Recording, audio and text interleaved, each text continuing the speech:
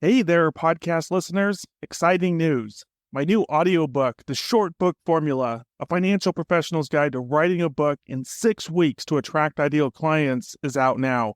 And the best part, for a limited time, we're offering this audiobook to you for free. Hurry over to www.theshortbookformula.com and claim your copy now. And now, on to our show.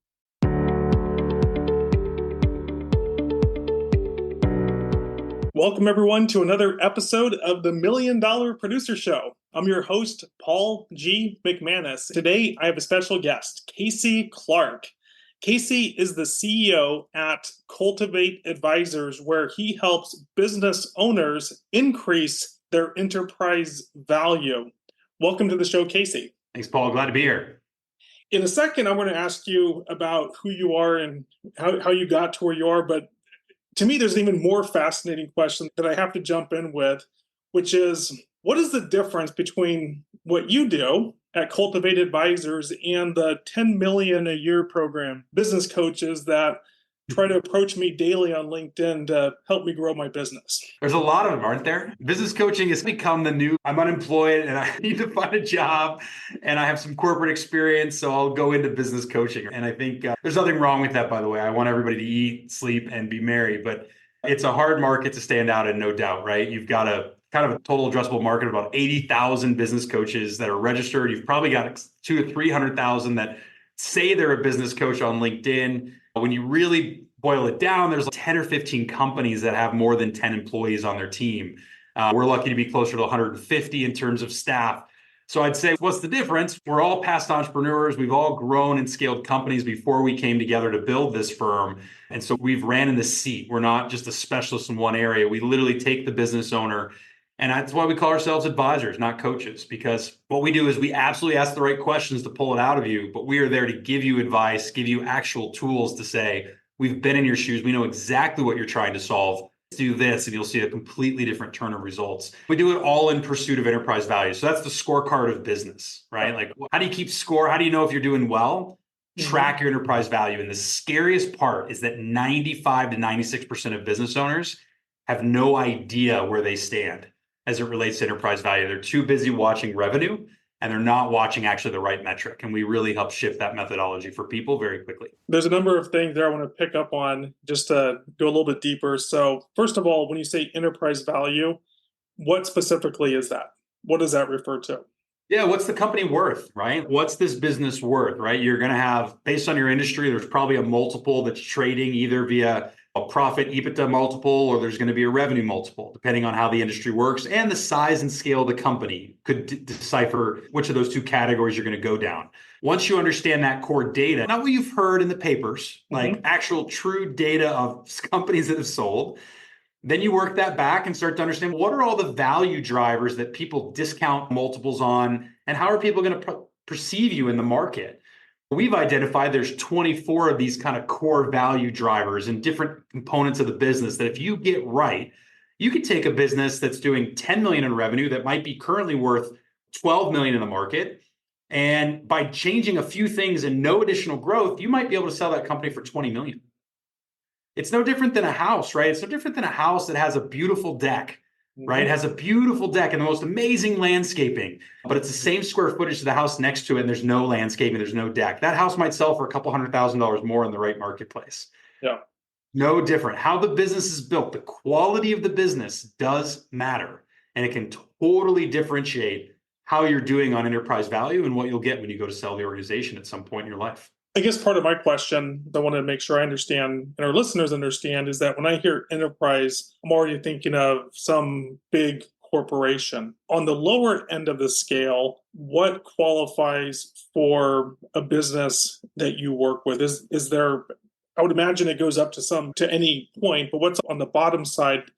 You take a family business, a closely held business, what qualifies as an enterprise or a company that you would work with to help them scale? I'm so glad you asked this question, Paul, because that's actually the problem, is that most business owners think you have to be this big corporation to ever look at enterprise value.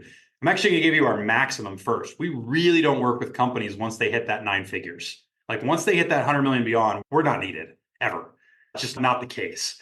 We're actually predominantly working with companies between a half a million in revenue annually up to about 25 million in revenue. That's predominantly where we live and the companies that we service every day. Because again, that's actually the foundation. If we think about building a house again, you're going to lay the foundation. In those years, that's when the foundation is laid and when you can get the business in pursuit of the biggest enterprise value. And companies running $1 million in revenue, yeah, they have a certain equation for enterprise value. The more you understand that, you might be able to double your earnings when you go to sell it. Awesome. That's really helpful for me because, again, when I hear the word enterprise, I'm already scared and think, okay, that doesn't apply to me and the typical businesses that I'm familiar with. But I heard you say on the lower end about $500,000 revenue, Yep. and on the upper end around 20 million, and really anything in between. And so there's a company that I'm guessing this might be competition, but it's just the company that I hear people talking about. I want to just be able to frame what you do. So Value Builders is a company that I hear a lot of my clients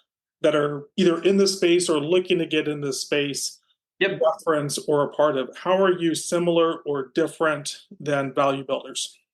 Think of value builders as like the tools, right, that wealth managers or accountants and folks can license into to be able to take down to bring some of these enterprise value or value acceleration tools into the business. Nothing wrong with that. That's great. Think of us as more of the service provider that actually makes the change. You would never, as a wealth manager or accountant, you'd never go out and like purchase Value Builder and then also refer people to us. It just wouldn't be, we have all the tools. We give all of our tools for free to the wealth managers and accountants. I would say Value Builder is not really our competition once people find out about us because we give a lot of what they have for free. And we've gotten great feedback on our stuff. And I think the reason why we do that is we go, here, no, you use the tools, bring that into your everyday conversations with these business owners to help lift you up and help you differentiate yourself, but then pull it over to us and let us do the value acceleration work when it's appropriate. I hear you correctly. It really does take advantage of the team-based model in the virtual family office. And just to frame this for someone who's not familiar with those terms, both of us are going to be speaking at the upcoming Elite Growth Academy in San Diego. And they have a model which is called the team-based model, which typically brings together a financial advisor and accountant as a team. And then they add in the deeper resources of what they call virtual family office experts. And Casey is one of those, his company is one of those virtual family office experts. And so just to go back to what you were saying, from my understanding of what you just shared with us, is that ultimately, correct me if I don't have this right, but you're not recommending to the advisor, to the accountant, that they become the expert in this, more so that they more or less stay in their lane, but become more fluent in this language because they work with these clients all the time. And at the appropriate point, they bring you and your team into the equation to work together collaboratively on these opportunities. That's exactly right. Yeah. We don't have a desire to become an expert as an accountant. We don't have a desire to figure out where to tell people where to put all their extra profit, or when they do take that liquidity event, what to do with that. We lean on the wealth manager relationship. So we do have a very team approach. We're at the table with several other folks, even from what you mentioned. But I'll just take the wealth manager first and your role, right? It's all about assets under management, right? It's all about the portfolio size built. Every wealth manager knows that the fastest way to grow that is to work with business owners who get large liquidity events. All we do is speed up liquidity events and we make the liquidity events larger. And so if the wealth manager isn't able to speak to some form of methodology or clarity of what makes up that enterprise value and connect the resource of how to do that, you might be left holding the bag when that owner goes to sell. It's very common. When I sold my first business, I did not stay with my current wealth manager. There was no value. You know what I did? I let my broker talk me into a different wealth manager, right? Where that wealth manager was more accustomed to taking on business owners and had a lot more resources to give me to support an owner who had just gone through a liquidity event. If you want to be at the top of your game and be able to bring in as large amounts of assets under management as possible through business owners, you have to be able to speak to it, but it doesn't mean you have to be able to do any of the work. You just need to have a great partner. The same way we're able to speak to, why should you save money? Why should you do your annual planning? Why should you slow down? And we're always throwing that business back over to the wealth managers to go, this person, we just quadrupled their profit. You need to put a good plan together. Don't let them take it all home and buy the car they're going to regret, right? So, it's a nice mix together. I think now you have my attention. So now you have my wheels turning. I'm sure you have our audience's wheels turning as well. So let's go ahead and step back for a second and tell us, if you would, a little bit about who you are. So you're the CEO of the company. When did you start it? What led you into it? And how have you grown it until the point where you are today? I think it's important to know, first off, I've only ever been an entrepreneur. That's actually always been my background, from slinging papers on a paper route to play for travel hockey with my father at 4 a.m, rollerblading all around because I realized I could do 3 paper routes in the time of one if I rollerbladed, to running like lawn mowing company in high school to get myself to college. And then my first, what I call my official business, is I started a painting franchise, and we grew that to about 600 plus employees with 100 franchisees before I essentially exited. And what I was doing during those franchising days is I was teaching first-time business owners how to grow and scale an organization. I didn't even realize what I was doing. Most people would go, you're just running it was a painting business. Like, it wasn't anything sexy. Or painting homes. It was a lot of hard work and a lot of late nights, and a lot of long nights and weekends when all the customers wanted to meet with you. Over that decade, I grew it instrumentally and did very well through that process. And most importantly, I got my MBA in how to run and grow and scale an organization. And when I was looking for the next chapter and I put a successor in place, I said, my favorite part of this business, I hated the painting, but the favorite part I loved about it was I loved teaching business owners how to grow and scale the company. And I said, I wonder if I could go outside of this industry and apply what I've learned to other folks. And we took off from there transparently, right? We've grown to a staff of just over 150. We're spread out all throughout the country. We've been on Inc. 5000 5 times in a row. We expect that to be 6. Been named in pretty much any magazine known. Entrepreneurial awards, we're really prideful of that. But what we're most proud of is just the growth rate, right? An average company that we work with is expected to grow 60, 70% year over year revenue. Like, we move people very quickly out of their comfort zone and create massive amounts of growth. And that's what we really hang our hat on. And you can see that, right? We've got hundreds and hundreds of 5-star Google reviews because the sheer just amount of impact we now make due to our size. I consider myself a serial entrepreneur. I haven't quite yet done some of the things that are impressive as you. They're on the drawing board. And so I just want to dig a little bit deeper there, because I always find this fascinating. Our audience, of course, most advisors, accountants, typically they run their own business. They own their own firm. And what do you think, whether it's yourself or some of the people that you work with, what is that difference maker? What is it that takes an individual, an entrepreneur, and allows them to achieve the kind of remarkable success that you're describing in terms of scaling the company? You have that first example of the painting company, and then now what you're doing. What are some of the through lines there? Just not even the structure necessarily, but just in kind of the personal qualities and traits that you see. I don't know that a large scale business is the path for everybody either. I don't know if that's actually what creates the highest level of happiness for entrepreneurs. So I think before I answer this, I have to put out the disclaimer of what I teach is that there's multiple stages of businesses that people get to. And it's important to know the size you want to get to and then stop, because you will lose your happiness if you go beyond that, and you'll usually be less profitable. I can't tell you how many times I see people get out over their skis and I want to build a big business. And it's by the time they get there, actually, I really didn't. I really am not happy anymore. So I'm one to come at it from a little bit more of a wholeness place of saying, let's build the business that is meant for you and the size that you're comfortable with. But a few things that come to mind for scale, like what really creates scale and growth for entrepreneurs versus other entrepreneurs. You've got to have a really great product quality. If you're not doing a really great job, you're not going to scale anything. And if I can pause you there just for a second, because the first company was literally painting. This is not a differentiated outside painting with first-time college students who had never painted, who were hungover and had no business being on a lap. Exactly. So I just wanted you to, explain this, because it's not like, you got the next idea for Tesla or AI or something of this nature. You literally. It's not the idea as much as it's quality, right? Look, everybody has their own opinions of Elon. The guy's absolutely crazy, but the guy understood quality. Like he does understand you have to do it to a certain level, otherwise it won't succeed. Now, his risk tolerance is crazier than everybody else's, but he did understand there had to be a quality offering that was unbelievable, right? You have to have that passion to make the best experience possible as a wealth manager, that you will provide the most unrenowned advice to business owners when it comes to growing and scaling their wealth, to make it as easy as possible for them in their future. If you can become the best at that, then now that becomes scalable. So if you don't have that, everything's off the table at that point. Step 2, I think for me, is risk tolerance. Like, I think that some people just do not understand unit economics. They do not break the business down to math to understand exactly how much they can spend on a cost for acquisition and exactly what lifetime value they need from each client to make the math equation work. That is probably where 70 to 80% of people get stuck. It's all on gut and it's not on data and just how the equation plays out for their business. So I think that's the second one that I really see people get screwed up on. Third is knowing what type of entrepreneur they are. Are they the engineer? Do they need to not move up and actually promote people around them to run the company for them? Or are they the galvanizer? Are they the one that has those leadership chops and has the ability to get people to follow them?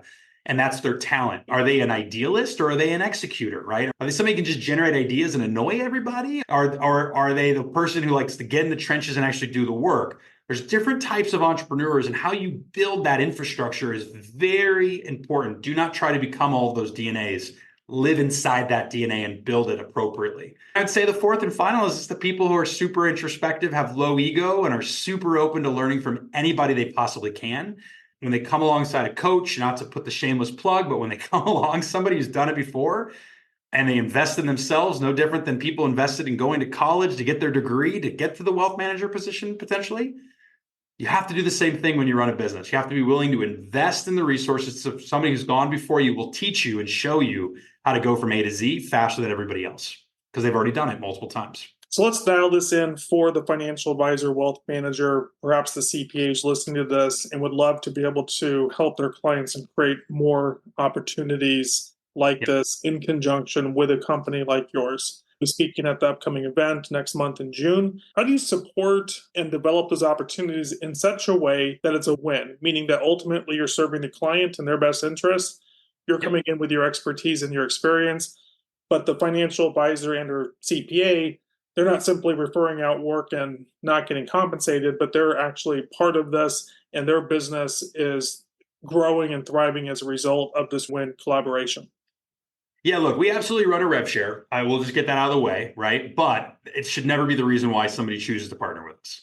That's always my disclaimer. And they will, if it's done, they will win way more with assets under management increasing, services increasing as the accountant. They'll win way more that way than they ever will with the rev share. But you're right. Any partnership has to have all the win, right? The end user, the actual business owner themselves has to win. So how do we help them do that?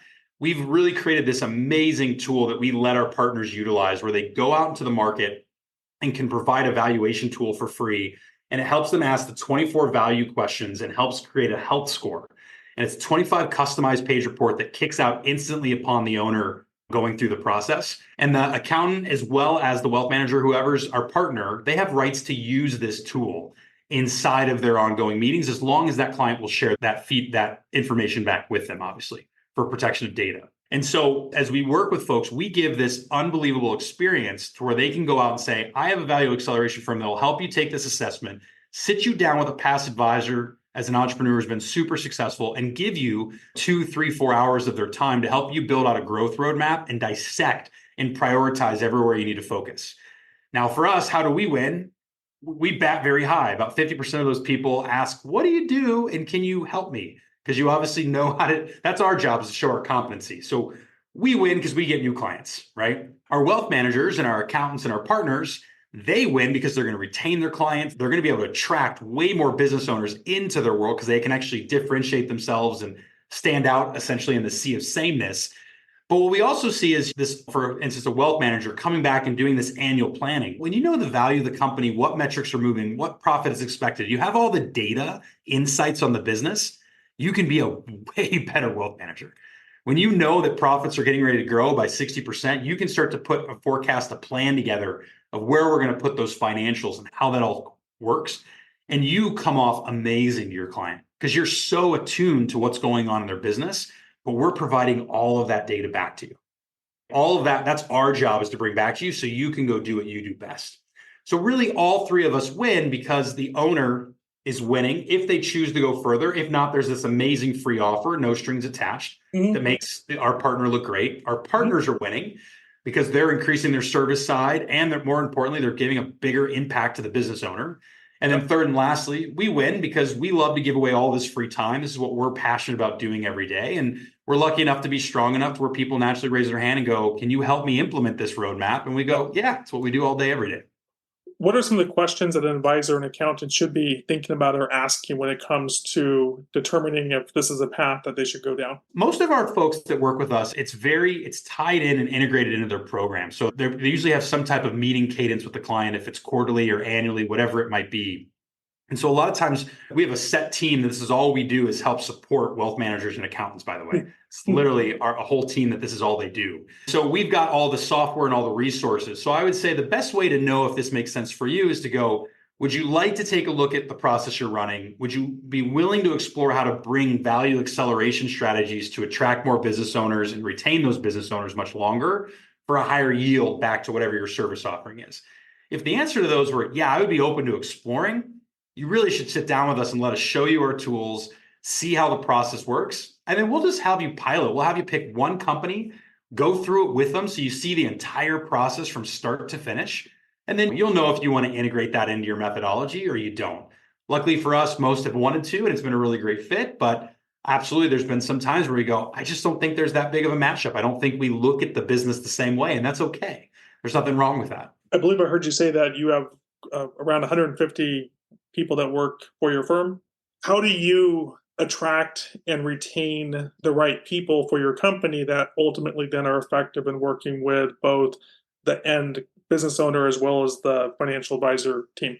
What's funny about your question is that we talked earlier, right, about how most people can't figure out how to scale these companies. And literally what we do is our whole job is to have to scale our own company. So I've always found that to be a head scratcher. I think the root of why so many business coaching firms haven't got off the ground is it is hard to lead entrepreneurs. Most entrepreneurs, they start out because Yes. they value freedom. And then it's okay, like to benefit from some collaboration.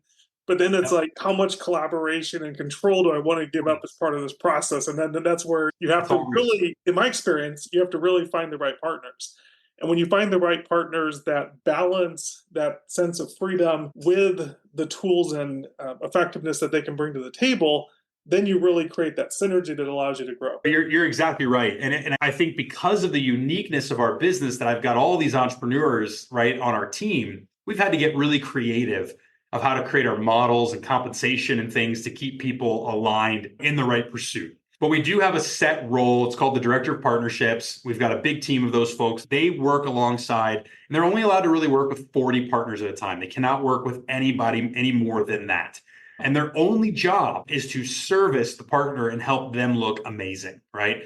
Help be the discussion back and forth between our advisors so they always get the data. Again, we do have proprietary software that we use that houses a lot of this that they have access to. We even help bring the partners and put them on that software so they can visualize what's going on with the company. So we've had to really go above and beyond to build the infrastructure in place to be able to support people the way that we do. But I think that's why we've become the largest value acceleration firm in the country, because it's what we do all day, every day. And we've got a set system to help support that. But it starts with acknowledging like everybody on our team is past entrepreneurs. They know how the wealth manager is feeling. This is all we're used to do is servicing this. So we know the level of ownership and the ability and the level of execution we're going to have to deliver on if we want to sustain a long-term partnership. Awesome. I'm going to shift gears a little bit. Is this your first time to be speaking at the Elite Growth Academy, or have you spoken before? Nope, this is my first time coming. What made you decide to speak this year at the Elite Growth Academy? And in addition to just the conversation we've had so far, what is the core message that you want to communicate specifically to the advisors and the accountants that'll be in attendance? I think, one, we speak at a lot of places, right? So we're invited to a lot of conferences with business owners, and we've had a lot of success, like partnering up with folks. Exit Planning Institute, where we'll speak in front of thousands of wealth managers and help support. We've gotten on all like the approved list for all the big wealth manager outfits from UBS to Ameriprise, everything in between. And I think, so one, we love this space. This is one of our best partners as accountants and both wealth managers. We've just had a ton of success with both. So I think when we met Anton and we became aware of the group and he had asked us to come on stage and share our story, it was a very easy yes. So let me just start there, because the success we've had in this space has just been through the roof of helping everybody win. But I think the biggest message is this. If you want to attract and retain business owners and you want to increase either your assets under management or the amount of services you get to charge and go deeper with your clients, let's just play to what the owner is most interested in. Once they learn about enterprise value and how to measure what their company is worth, they start to become obsessed. They start to focus on where that growth will take them and why are they growing. And it just connects that deeper purpose. And they're more likely to go out and execute and achieve their goals as a business owner. For us, we want to help bring those strategies into the accountant process, into the wealth management process. And for you to go do that on your own right now would be terribly difficult without a very simple methodology. So what I'm going to present is I'm going to present a really simple methodology called Propel Your Business that they can take immediately at no cost. They have to come to us and get approved to become our partner, but we'll let them take that down into the work and make them look amazing in front of their business owner clients, just because we know a few of those folks will naturally raise their hand and come our way.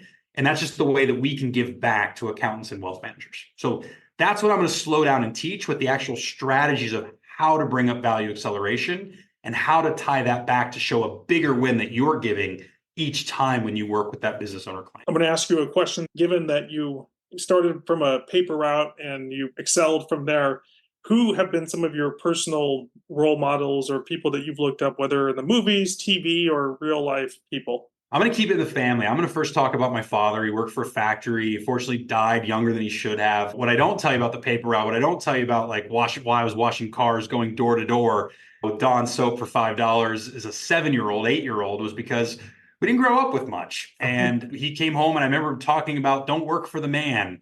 And I remember him, he didn't mean actually not having a job or being an employee. He just meant the people that are greed monsters. And what I really appreciate about him, I don't think he even knew what he was doing, but when I said, hey, my friend's got this really cool BMX bike, I want one. Here's a bucket, here's some soap, go knock on doors, and you can earn $5. And if you go wash about 60 cars, you'll have enough money to go buy the bike. I went and did it, and I bought the bike. I want to play travel hockey. You should go do paper routes. Dad, I think I want to go to college. Go convince your friends and go pass out 10,000 flyers and mow lawns. And that's what I did. It taught me how to earn what I wanted. And I didn't even realize what he was doing. I hated him for it in the moment. Love him for it now. He's definitely been my biggest mentor in terms of teaching me the right habits. I would say the second person was my grandfather, just to stay in the family. He owned a really small vacuum repair shop. He was the one that let me know that you could run your own business. It wasn't crazy, but you know what he had? He had his name decaled on the back of his truck. It said Mr. Cliff. And when you're 12 years old and you go there and your grandfather gives you the best Christmas presents and that he has his name on his truck, that imprints a memory in your mind of maybe I should be an entrepreneur too. And I think that gave me the confidence. You always hear that story, right? About what that looks like. And then the third person I would say is honestly, I'm chasing the person I want to become. I have this insane amount of ambition and I want to make a legacy and an impact on the world. And that's why I'm so damn motivated. And for me, I just keep chasing. And every time I reach a destination, I just set it out as far as I possibly can, that my mind will let me go. And then I just don't stop working until I get there. And if honestly, those three people didn't exist, one being a little more idealistic there, but if I didn't have those, I don't think I would have ever achieved what I've achieved today, to be honest. I can relate a lot to what you're saying, and I can see how that has guided you in your career. One of the people who I think we both know, John Cutton, Yeah. he's a client of mine, and we're in the process of helping him write a number of books. And so just to share a little bit insider stuff, it's interesting because for someone that doesn't know John Cutton, he's at the top of his game. He does $10 billion currently. But by the time this comes out, it'll probably be higher. He has a growth trajectory no one else. And the book that we're currently working with him on is called Quantum Growth for Financial Advisors.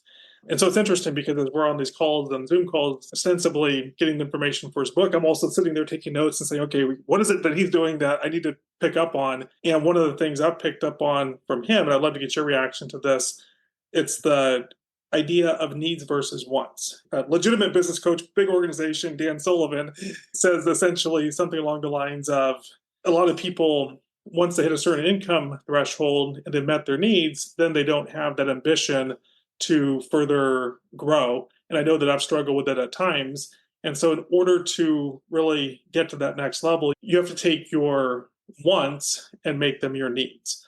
Something along those lines. Just if you have anything to add to that idea, would love to hear it. And then we'll go ahead and wrap up shortly. I love Dan Sullivan's work. He's like the master of content and perspective of how to think. He's always had that mindset just in lock of the entrepreneurial journey.